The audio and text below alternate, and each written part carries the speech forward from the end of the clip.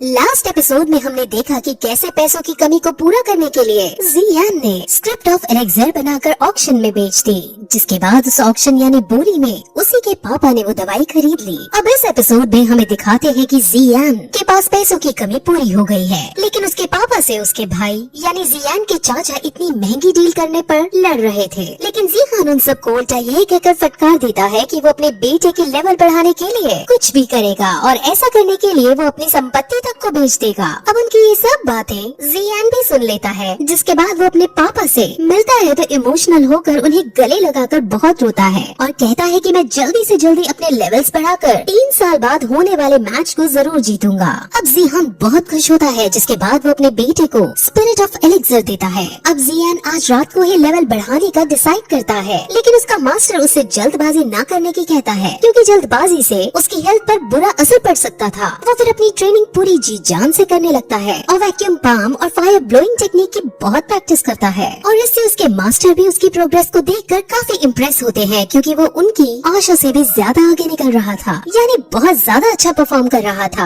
अब जियान का मन लेवल 7 पर पहुंचने का था, लेकिन मास्टर कहते हैं कि वहां तक पहुंचने में तुम्हें 1 साल का समय लगेगा। लेकिन जियान को 2 महीने के अंदर लेवल 7 तक पहुंचना था, क्योंकि 2 महीने बाद उसके शहर में कमिंग ऑफ एज सेरेमनी है, जिसके अंदर उसे अपनी कैपेबिलिटीज दिखानी है। वही हमें नायान को दिखाते हैं, जो अभी भी एक पर्वत पर बैठकर मेडिटेट कर रही थी और 3 साल बाद होने वाले मैच के बारे में सोच रही थी। वही फिर जियान को प्रैक्टिस करते हुए 1 महीना बीत जाता है, जिसके बाद उसकी बहन उससे सुबह सुबह बुलाने आती है, जिसके बाद वो दोनों उस टावर के पास जाते हैं जहाँ सब अपना लेवल चेक करते थे। पहले जी जूनियर अपना लेवल चेक करती है, जिसमें उसका लेवल 9 था, लेकिन जब जियान अपना लेवल चेक करने जाता है तो हमेशा की तरह सब उसका काफी मजाक उड़ाते हैं। लेकिन फिर जियान लेवल चेक करने जाता है, जिसके अंदर वो अपना लेवल 7 पाता है। असल में इस 1 महीने में उसने अपने मास्टर की मदद से नॉर्मल से काफी ज्यादा हार्ड ट्रेनिंग की थी और पानी को भी अपनी प्रोड्यूस की हुई फ्लेम से उड़ाने की ताकत प्राप्त कर ली थी, जिसकी वजह से उसका लेवल 7 पर पहुंच गया था। अब जियान वैक्यूम पाम और फायर प्रोड्यूस करने में एक्सपर्ट हो चुका था। अब ये देखकर सब काफी शौक होते हैं और उसकी तारीफ करने लगते हैं। वहाँ एक लड़की जिसका नाम जीमाई है, वो भी अब जियान के साथ मिलकर प्रैक्टिस करना चाहती थी, जिसके बारे में वो जियान से पूछती भी है, लेकिन जी जूनियर उसे साफ मना कर देती है। अब जियान के पापा यानी जिहान की भी काफी तारीफ होने लगती है। वहीं दूसरी तरफ ये खबर जियाली भी हाउस के हेड तक पहुंचती है, जहां वो काफी ज्यादा उफान जाता है। लेकिन फिर उसका बेटा उसको इविल स्माइल देता हुआ एक प्लान बताता है कि 1 महीने बाद कमिंग ऑफ एज सेरेमनी जाएंगे और उसके अंदर में उसकी कमजोरी का पता लगा लेंगे और उसको आसानी से हराने में सक्षम हो जाएंगे। वहीं फिर 1 महीने बाद अब सेरेमनी स्टार्ट होती है, जिसके अंदर जियान को रिंग के अंदर बुलाया जाता है और अनाउंसमेंट की जाती है कि कोई भी जिसका लेवल 9 या 9 से नीचे हो वो जियान को चुनौती दे सकता है, जिस पर अब जीनिंग उसके सामने आता है और उससे लड़ने लगता है। जीनिंग वही है जो हमेशा से जियान को परेशान करता था और जिसके पिछले एपिसोड में जी जूनियर से ट्रेनिंग फाइट भी हो रही थी। अब उन दोनों में लड़ाई शुरू होती है, जिसमें पहले जियान दोगले ही करता है, लेकिन फिर अब उस पर अटैक करना शुरू करता है, जिसके बाद वो फायर ब्लोइंग टेक्निक का यूज कर उस पर एक ही अटैक करता है और उसी से जीनिंग हार जाता है। अब जीनिंग को बहुत गुस्सा आता है, क्योंकि लेवल 8 होने के बावजूद वो लेवल 7 वाले से हार गया था। लेकिन अब इस मैच में जियान ने क्योंकि अपनी फुल स्ट्रेंथ का प्रदर्शन दिया था और स्पिरिट ऑफ एलेक्जेर भी अब अपना असर दिखाना शुरू कर गई थी, इसलिए अब उसका लेवल वही 7 से 8 पर पहुंच जाता है, यानी वो अब लेवल 8 का योद्धा बन जाता है। जिसके बाद जीनिंग गुस्से में आप पीछे से उस पर वार करने आता है, लेकिन जियान इस बार फायर ब्लोइंग और वैक्यूम पंप दोनों का एक साथ यूज करते हुए उसे बहुत दूर फेंक देता है, जिससे वो बहुत घायल हो जाता है। वहीं जियाली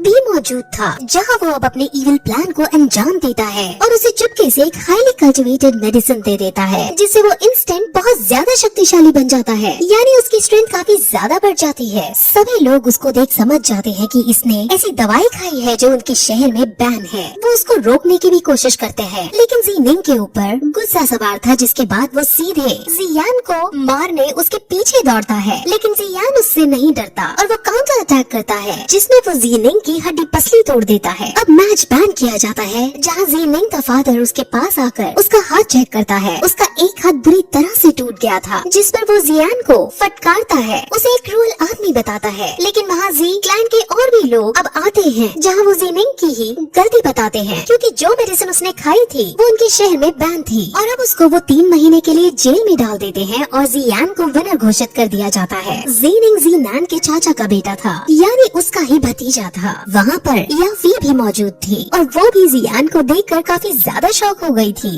वही सब अब अपने अपने क्लैन में लौट जाते हैं, जहाँ जियाली भी काफी ज्यादा आग बबूला हो रखा था, क्योंकि एक साल में लेवल 1 तक पहुँचने वाला इंसान उसने पहले कभी नहीं देखा था। असल में जियान की ताकत डे बाय डे बढ़ती जा रही थी, जिस वजह से जी क्लैन मजबूत हो रहा था और अगर ऐसा ही चलता रहा तो अगर उसकी शादी 3 साल बाद ना भी हो पाई तब भी जियान इतना शक्तिशाली होगा कि वो अकेले ही सभी क्लैंस पर डोमिनेट कर पाएगा। इसलिए उन सभी को जियान से डर लगने लगा था। लेकिन अब भी उसका बेटा फिर से उन्हें चिंता न करने की कहता है और उन्हें एक आदमी से मिलवाता है। उस आदमी का नाम लियू जी है और वो हालांकि बहुत अय्याश किस्म का आदमी है, लेकिन जियाली बी की अगर कोई मदद कर सकता था तो वो ही आदमी था। जियाली बी उससे जी क्लैन को डिस्ट्रॉय करने में मदद मांगता है, जिस पर वो मान जाता है, लेकिन अपनी एक शर्त रखता है कि अगर वो उससे ऑक्शन हाउस के इंचार्ज या फाई को लाकर उसे देगा, यानी लियू जी को या फाई के साथ अय्याशी करने का मौका मिलेगा, तभी वो जियाली बी की मदद कर देगा। अब जियाली बी के पास और कोई चारा नहीं था, इसलिए वो मान जाता है। वही हमें फिर जियान को दिखाते हैं जो बाजार में घूमते हुए अपनी बहन के साथ कई तरह की और टेक्निक पर डिस्कस कर रहा था, लेकिन वहाँ वो अपने आसपास ये नोटिस करते हैं कि आज की मार्केट अलग है। वहाँ जब वो इसका पता लगाने की कोशिश करते हैं तो उन्हें पता चलता है कि जियाली बी हाउस ने मार्केट को खरीद कर उनका दाम सस्ता कर दिया है, जिसकी वजह से जी क्लैन की मार्केट पूरी तरह से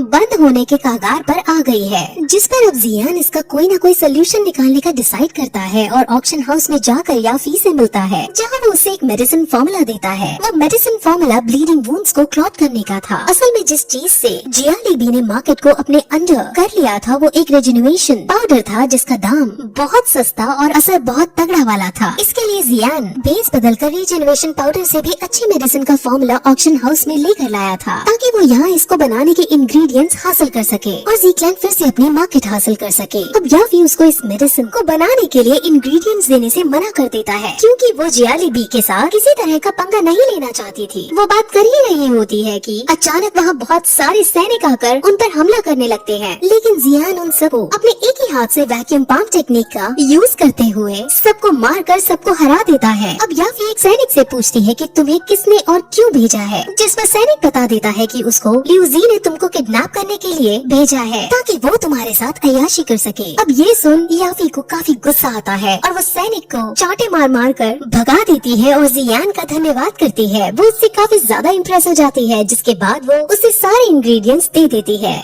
जिस पर अब जियान इन सभी को जी क्लैन को देने को कहता है। याफी पूछती भी है कि तुम्हारे जी क्लैन के साथ क्या संबंध है और तुम कौन हो, जिस पर अब जियान अपना मास्क हटाकर उसे अपना फेस दिखा देता है और उसको देखकर याफी बहुत ज्यादा खुश होती है, क्योंकि वो पहले से ही उसकी फाइटिंग स्किल्स से इम्प्रेस रहती थी। वहीं जियाली भी लीजी की इस हरकत पर बहुत गुस्सा होता है, क्योंकि उसे डर था कि अब उसका ऑक्शन हाउस में एंट्री बंद न हो जाए, लेकिन उसका बेटा बताता है कि उसने हमारी एंट्री बंद नहीं की, लेकिन हमारे खरीदे जाने वाली चीजों के दाम 5 गुना ज्यादा बढ़ा दिए हैं। वहीं अब जी क्लैन के सभी बड़े लोग ऑक्शन हाउस में कुछ ऐसा सामान ढूंढने का प्लान बना रहे थे जिससे वो रीजनरेशन पाउडर को टक्कर दे सके, कि तभी वहाँ याफी उन सभी इंग्रेडिएंट्स को लेकर उनके महल के अंदर आती है, जहाँ वो उन्हें इन सभी इंग्रेडिएंट्स को देने की बात कहती है। जी क्लैन के पास में पैसे नहीं थे कि वो ये सब खरीद सके, लेकिन याफी उन्हें बताती है कि ये अब इन ओल्ड मास्टर का गिफ्ट है जो तुम्हें वो देना चाहते हैं। अब फिर उनके सामने ओल्ड मास्टर आते हैं, यानी जी यान भेस बदल कर वहाँ आता है और वैक्यूम पंप की मदद से वो उन इंग्रेडिएंट्स का यूज करके वही उन सभी के सामने मेडिसिन बनाने लगता है, जिसके बाद मेडिसिन तैयार हो जाती है और वो कहता है कि इस मेडिसिन से ब्लीडिंग वुंड बहुत जल्दी जल्दी क्लॉट होने लगेंगे और रिजेनरेटिंग पाउडर इसके सामने कहीं खड़ा भी नहीं हो पाएगा। अब जी क्लैन इतने बड़े गिफ्ट को हासिल ऐसे ही नहीं कर सकते थे और वो मना भी करते हैं, लेकिन ओल्ड मास्टर कहता है कि ये सब मैं तुम्हारे बेटे जी यान की